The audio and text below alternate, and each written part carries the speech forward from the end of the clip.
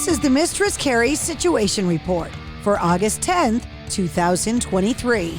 Your daily entertainment headlines, industry info, and everything rock. Guitarist, songwriter, and singer Robbie Robertson, who led the band in the 1970s and worked extensively with Bob Dylan and Martin Scorsese, has passed away at the age of 80. According to an announcement from his management, Robertson died on Wednesday in Los Angeles after a long illness. In the statement, his manager of 34 years, Jared Levine, said, quote, Robbie was surrounded by his family at the time of his death, including his wife, Janet, ex-wife, Dominique, her partner, Nicholas, and his children, Alexandra, Sebastian, Delphine, and Delphine's partner, Kenny. Robertson recently completed his 14th film music project with frequent collaborator Martin Scorsese, Killers of the Flower Moon.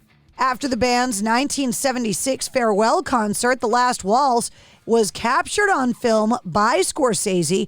Robertson worked with the director as a composer, music supervisor, and music producer starting in 1980 on films like Raging Bull, The King of Comedy, The Color of Money, Gangs of New York, The Departed, Shutter Island, The Wolf of Wall Street, Silence, The Irishman, and Flower Moon. Martin Scorsese shared a statement honoring Robbie Robertson, saying, quote, I could always go to him as a confidant, a collaborator, and advisor. I tried to be the same for him. In a recent episode of Trunk Nation with Eddie Trunk, legendary Deep Purple vocalist and bassist Glenn Hughes elaborated on his revelation that Eddie Van Halen nearly asked him to join Van Halen back when they were looking for a lead singer after the departure of David Lee Roth. Saying, quote, so we'll never know, but it was an honor for Eddie to think that, He would invite me over to at least come down and have a sing, so yeah, it would have been very, very interesting, but Eddie was very close and I miss him dearly.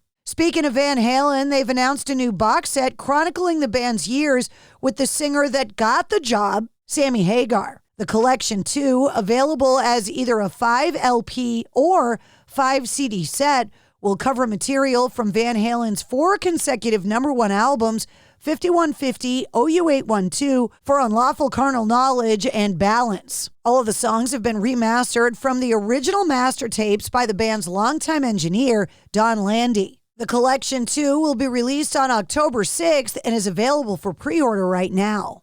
And Wolfgang Van Halen recently released the sophomore album from his band, Mammoth WVH, Mammoth 2. Making a recent appearance on NBC News Today on Thursday, August 3rd, the band performed 2 songs from the album, the ballad Waiting and the next single, I'm All Right. You can watch the video of both performances online. Call of Duty Modern Warfare 2 and Call of Duty Warzone have unveiled a new playable character, an in-game operator named Oz. For fans of Five Finger Death Punch, Oz is pretty recognizable as the guitarist and founding member of the band, Zoltan Bathory. Saying, quote, it's a pretty exciting moment. Having a character in one of the most popular video games, that's pretty cool. Bathory explained in a recent interview that it's actually very intense and a detailed process to be animated in a game. Saying, quote, behind the scenes, it's amazing. We had to go to various locations. It took a long time. Various photo shoots, video shoots, and there are a lot of military advisors and former special operators who are there. They're making sure that everything is accurate with the right gear, the right equipment. Everything has to be perfect. I'm talking 15 to 16-hour days of shooting, and I loved every minute of it. He continued to say, my whole band plays. It's kind of weird. They can't wait. Everybody's going to go light him up. Five Finger Death Punch this week kicked off their North American tour dates with Metallica on the M72 World Tour. Jamie Reid, the English artist best known for his work with Sex Pistols, has passed away at the age of 76.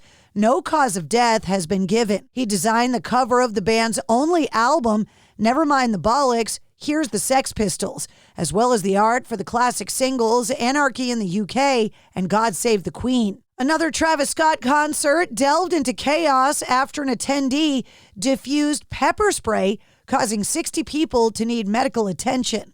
Additionally, a 14-year-old was injured after falling from a false wall they scaled to see the concert. Scott performed at the Circus Maximus in Rome on August 7th, announcing the concert after a scheduled gig at the Pyramids of Giza in Egypt was canceled due to, quote, complex production issues. The show's 70,000 tickets sold out instantly. Italy's fire service confirmed to CNN that it received hundreds of calls about a, quote, potential earthquake. In response to the disruption, the director of the head of the Colosseum Archaeological Park called for artists to cease performing at Circus Maximus, the historic chariot racing venue located near the Roman Colosseum, saying, quote, the Circus Maximus is a monument. It's not a stadium. It's not a concert hall. These mega rock concerts put it at risk, including the Palatine Hill nearby. Night Ranger has announced 40 Years and a Night with Contemporary Youth Orchestra, a new live release set to arrive on October 20th. The new set is now available for pre-order on CD, digital, and Blu-ray DVD. The band has released a live performance of You Can Still Rock in America, and you can check it out online. Alice Cooper has revealed Welcome to the Show, the third single off of his upcoming new album, Road, set to arrive on August 25th. This marks Alice Cooper's 29th studio album and the first recorded with his touring band. And Duran Duran guitarist Andy Taylor has announced a new album called Man's a Wolf to Man, his first solo album in over 30 years. The album is going to be released on September 8th via BMG. And that's your sit rep. For more details on all of the stories, check the links in the show notes of this episode. And don't forget to follow and subscribe to the Mistress Carrie Podcast. New full-length episodes come out every Wednesday. Episode 166, featuring Doc Coyle from Bad Wolves, is available now.